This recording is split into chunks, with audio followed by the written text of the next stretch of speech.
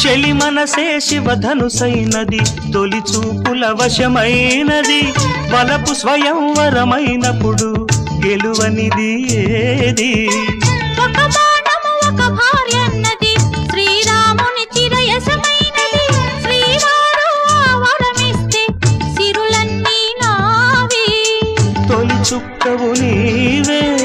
చుక్కానివి నీవే తుదిదాకా నీవే మరు జన్మకు నీవే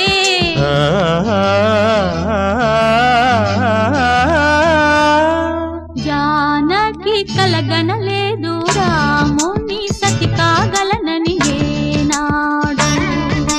రాముడు అనుకోలేదు జానకి పతి కాగలనని ఆనాడు